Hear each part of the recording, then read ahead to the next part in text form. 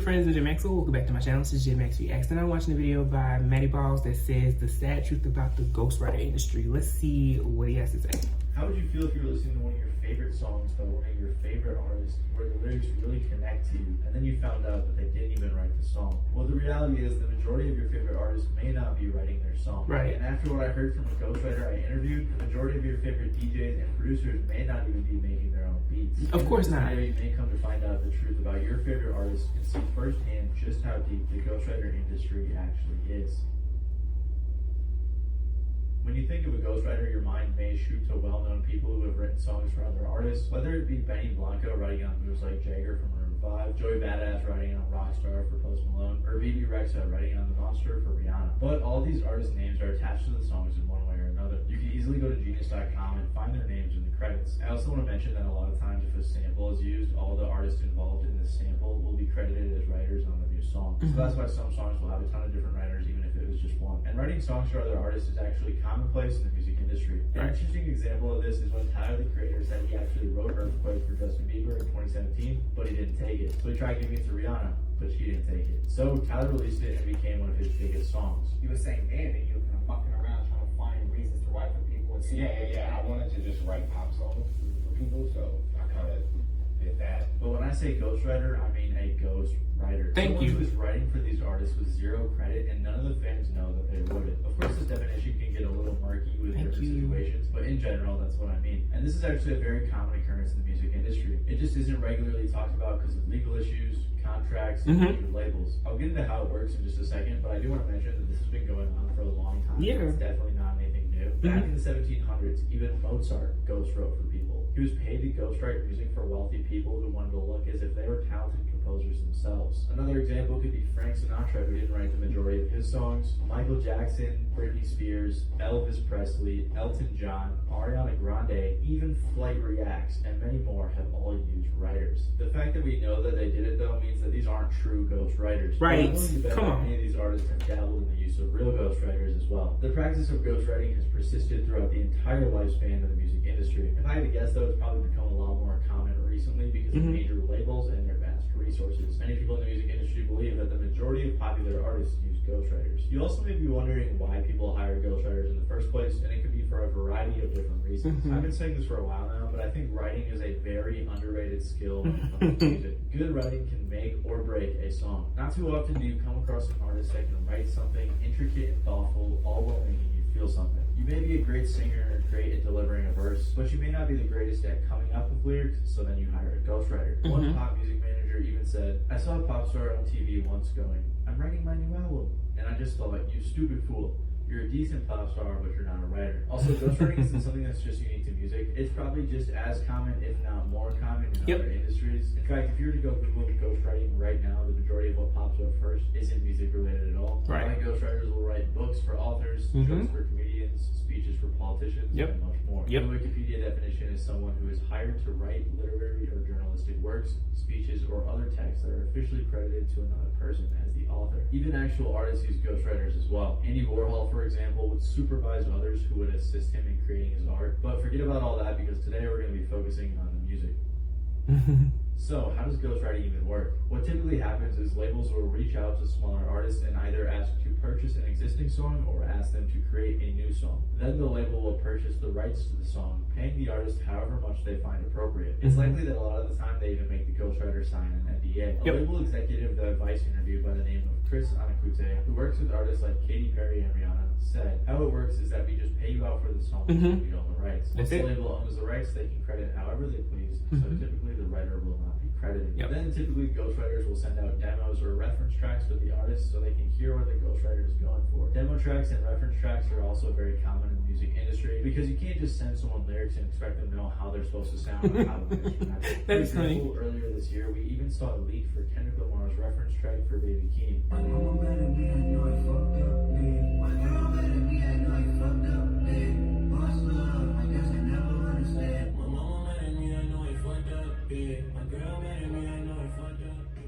Some fans were upset about this as if Kendrick was doing some terrible thing, but it happens all the time in the music industry, they just weren't aware of it. In 2019, Lupe Fiasco actually took to social media to call out Atlantic Records for trying to make him use ghostwriters. Lupe said, Atlantic is so filthy with the shit that they would turn around and have a team of writers, a team of producers waiting for you. But once you go through the meeting, they strip away all your esteem. They strip away all your confidence in your own work. They got whole songs waiting on you. They even got their raps waiting on you. And this just goes to show how common ghostwriting is in the music industry. It's so common that a label will have an entire team ready for the artist. And to be fair, it does make sense since labels are businesses and businesses want to keep growing and making a profit. So I doubt that the label really cares about the authenticity of the art. Ghostwriting is also a real job. A rapper by the name of Skills says that he's worked on hundreds of projects and listens through the discographies of artists he writes for so he doesn't end up repeating anything. MF Grimm, a collaborator of MF Doom, says he used to ghostwrite for many artists in the 90s and said he charged $1,000 per bar. Forbes was actually able to interview a few anonymous ghostwriters, and they said that on average, ghostwriters charge anyone from the thousands to the tens of thousands. You got to. How large the project is and who they're working for. However, ghostwriters don't earn any royalties. Exactly, that's why. So that's what's kind of risky about it, because if the song ends up becoming a hit, you're usually not going to make any extra money. Nothing. Of course, I'm generalizing, and all contracts and agreements are going to be different, but this is usually how it works. There are also tons of YouTube videos and articles on how to become a ghostwriter in the music industry, which a lot of people will do just to get their foot in the door. For example, Frank Ocean worked his way into the industry writing for artists like John Legend, Justin Bieber, Beyonce, and more in his early career. But as I'm sure you can imagine, many legal disputes can arise from ghostwriting as well. Skills, who I mentioned earlier, actually put out a song called Ghostwriter where he exposed people who didn't pay him for writing their songs.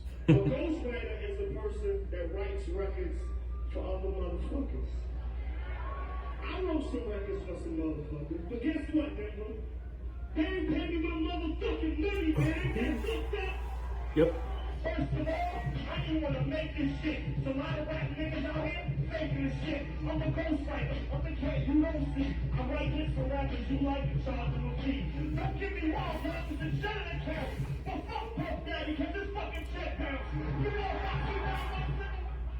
His label made him censor the song since he probably signed an NDA, but in his live performance, he name-dropped Puff Daddy, Jermaine Dupri, Will Smith, and more. Maybe one day we'll get to hear the uncensored version and see who else he wrote for. There was even a ghostwriter that had the balls to sue a record label. A ghostwriter by the name of Daryl Newdorf sued Sarah McLachlan and her label Network Productions after some of the songs he wrote became hits, so he claimed that he wasn't paid adequately, and the judge ruled in his favor for the payment. Another super crazy and arguably worse occurrence in the music industry is ghost producing. There are actually artists and labels that will purchase the rights to someone's instrumental and market it as if it's their own. And believe it or not, this actually happens all the time with DJs, producers, and many more artists throughout the music industry. Interesting. The guy who I mentioned earlier, said that he knows one huge DJ who is particularly shameless and he doesn't even know how to operate the equipment. Apparently, this DJ will have 3 to 5 ghost producers in the studio doing all of the work and will take all of the rights while paying the actual artist $5,000. That's ridiculous. He gets the credit because he's the face, the DJ, the brand. Anyway. That sounds awfully similar to one DJ we all know and love. Why was that my first thought? But it definitely could be. Who knows? For this video, I was actually able to speak to an artist who's been reached out to by labels to ghost produce for, and they said it went something like this. They knew me as a producer as well as an artist, and I was being approached by a fellow producer who has worked with multiple actual big artists. I'm talking about Grammy Award-winning artists. They had their own smaller label that was under the umbrella of a very large, well-known label. What their job was is to create/write beats for bigger artists in mind. They would send those beats to those artists under the larger label and get deals for set beats. These deals could be $20K plus, tight buyouts, or deals with residuals, etc. They told me that labels will sign producers all the time for them to work regularly or occasionally, and that there's a wide variety of deals available. With that situation I was in specifically, I was given a list of artists under said major label that either needed beats, songs, which means songs that were written on said beats, ghostwriting, or more. These artists could be as big as someone like Justin Bieber to someone I've never heard of that was signed early in their career. Just like you will find type beats on YouTube, you basically were tasked to make beats tailored to that certain artist's style or genre and hopes to get a deal on the track. They also told me on the list that they were given that there would be DJs and producers who you would assume made their own beats. Although it's possible that some of these DJs and producers were rearranging things, it's also possible they weren't. So your favorite big name DJs and producers may not actually be making their own instrumentals. I feel like we knew that though, in a sense. Like, you know, if I I'm not assuming that DJ Khaled is producing his songs. I'm not, just me, this is me personally. I'm not assuming that Drama and all of them are producing their own songs. I'm assuming they're going out and getting songs like any other artist would, and they're just paying for the rights to it. That's my thought. Now, ghost producing is something I never thought about, but again, in any industry, ghosting and doing the work for a fee and not getting no residuals off of it is very, very common. But still, I don't think when I see DJ such and such so featuring 15, I'm like, okay, who produced it? That's my thought process. It's not about they produced it. I just don't see them as producers. I see them as faces, names, promoting, you know, the artist that's featured, but then also maybe giving the producer a chance. But this is interesting to me. You know, like, dang, you know, what have you worked on? And if you ask me what I've worked on, I'll tell you that I produced for Akon, T-Pain, Kanye West, Neo, Sean Paul, Pitbull, Flo Rida, 3 6 Mafia, Nelly. But if you actually look up those songs that I can tell you that I produced, you won't find my name on any of those songs. So a lot of times you'll be like, either he's lying or something is going on that we don't know about. What's even shadier is that there are websites like EDM Ghost Producer that sell songs that other artists can just take credit for. This was and still is a very big controversy, especially in the EDM community. One website that has since been shut down, called Producer Factory, said on their front page, Producer Factory is a newly developed idea that allows you to purchase any tracks on this site exclusively and sell it as your own. Create a new professional image or just rise above the rest with our high quality productions by well-known artists. We offer nothing less than the best and assure your fans' approval. Anyway, so with websites like these and major labels' purchasing power, imagine how many producers and DJs are just buying beats off of these websites and marketing it as their own. Child, A situation that brought a ton of attention to the ghostwriting industry was when Meek Mill called out Drake for using ghostwriters. Meek tweeted, "Stop comparing Drake to me too. He don't write his own raps. That's why he ain't tweet my album, because we found out." After this, the blogs went crazy and everyone was talking about ghostwriters. Then people found out that the rapper Quentin Miller was helping Drake write his songs, and they even leaked reference tracks for songs like 10 Bands. Apparently, someone from Drake's camp sent the song to Funk Flex and said that Drake was paying Quentin Miller $5,000 a month to help work on his album. If you're reading this, it's too late. But this wasn't completely ghostwriting, as Quentin Miller was discreetly credited throughout the album. Thank you. This situation brought the ghostwriting industry to the forefront of the conversation, especially in the rap community. Everyone was hating on Drake for using ghostwriters and wondering what other rappers may be misleading fans about their writing abilities. A report by BBC even claimed that 40% of all rap lyrics are ghostwritten, although I'm not sure how accurate that number is. I believe it. Songwriters that Forbes interviewed believe that the vast majority of rappers get input from penman, whether it's credited or under the mixing table. But if ghostwriting is such a common occurrence in the music industry, why is it so frowned upon when rappers do it? If every other large rock and pop artist can use a ghostwriter, why can't Drake? Well, I think the reason that people care so much when it comes to rap is because one of the most important things about rapping is the lyrics. But the debate has the entire industry divided. If I ever need a ghostwriter, I need to just fucking put them right there. Anybody out here that does use ghostwriters, that's fine. If that's what you do, that's fine. People think that since rapping is traditionally about poetry and storytelling, that it should be authentic and come from the heart, especially if the song is talking about life experiences like many rap songs do. I think we would all be a little bit disappointed if we found out that Kendrick wasn't writing the majority of his thought-provoking and emotional lyrics. Of course, other people have different opinions on this as well, such as Chuck D from Public Enemy, who said, "Not everyone is equipped to be a lyricist and not everyone is equipped to be a vocalist." Exactly. Vice interviewed a man by the name of Alex King, who works for a company called Precision Writtens, a professional ghostwriting agency that specializes in hip-hop, and he told Vice, "Dumb people can argue all day about whether or not ghostwriting is right or wrong, because it really doesn't matter. The only thing that matters is that ghostwriting is the future of hip-hop, because either you get a skilled team of writers behind you, or you get run over by another MC who does." Now, I personally disagree with the statement, but I can guarantee that there's plenty of other people in the industry that agree with it, especially higher-ups at record labels. So after all this, it raises the age-old question. Before he goes into that, Is ghostwriting bad? At the end of the day, that's for you to decide. Me personally, I was heartbroken when I found out Flight didn't even write Disingenuous. Pain on my shit, so I had a ball back.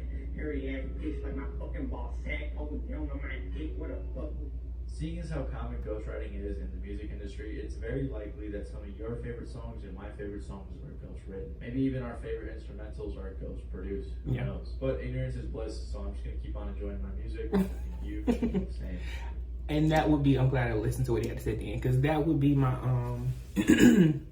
my arguing, or like my supporting argument for that last statement, is that sometimes it's just better to enjoy it and not question how it was made. Let the people in the businesses figure that piece out, because when you start getting into these conversations, you know, you discredit it. And more than anything, not ghostwriting, but songwriting in general gives people who may not want to be an artist a chance to really, really do something great, while giving someone who is a natural performer that just enjoys that entertainment aspect of it to just have something great behind their belt too. I think it works better when people are credited and they get royalties and residuals because they put in the work. But then also when it comes down to the ghostwriting piece, they getting their money up front too, unless they get gypped, you know what I mean?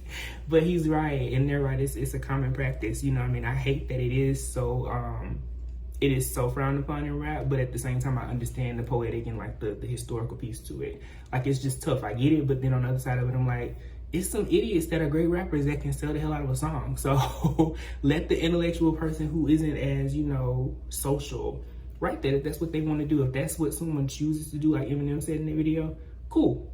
You know what I mean? Maybe you look at them in a different lens than someone who is a full-out lyricist that's writing all their shit. That's okay. And it's okay for you to like a song that was ghostwritten by someone else, or a song that was just written by someone else. I so love that he broke that piece down, because I watched so many like documentaries that would immediately contradict themselves. Such and so ghost wrote this song for X, Y, and Z, and then they show you a Spotify or a Genius credits list, and I'm like, they credited. That means they wrote a song. They didn't ghostwrite shit. They're present. A ghost is not present at all. I get so tired of seeing that on social media nowadays. Like, they got ghostwriters, such and so ghostwrote this. If you see their name in the fucking credits, they did not ghostwrite shit. They might not have gotten paid as much for it because of where their name falls and the splits and the percentages, but they still are credited, which means they didn't ghostwrite it. They were present for that session. They knew this song was going to somebody. They wrote it for someone else. So I get so sick of those arguments. Like, people just be dumb as fuck with terminology and thought processes and just narrow-minded. This is what social media says, so this is what I'm gonna go with. Like, please educate yourselves a little bit, okay? As someone who loves songwriting, I did a lot of research on ghostwriting, and another part of it that people forget is that some of your favorite non-songwriters did not know the ins and outs of publishing when they first started, so they got gypped out of credits back then too. So some people started out as ghostwriters and became credit writers because they learned the business. But if you're naive and you don't know the business, you might sign something and they take all your shit. And you like, yo, I didn't mean for it to go that way. I've seen interviews of that and seen like stories of a lot of artists like that who didn't have publishing deals. They just wrote. And, you know, for a long time, they got paid off with the writing that they did. And then when they have these underlying beats and they become artists, I'm not gonna get into that, but I read a whole story about a female artist that ghost wrote a lot of shit for another big female artist when she wasn't published, and the producer stole credit. It was real interesting. But let me get off my rant about this one. This was good. Let me know your thoughts on it below. Comment, like, subscribe. Until next time. Peace.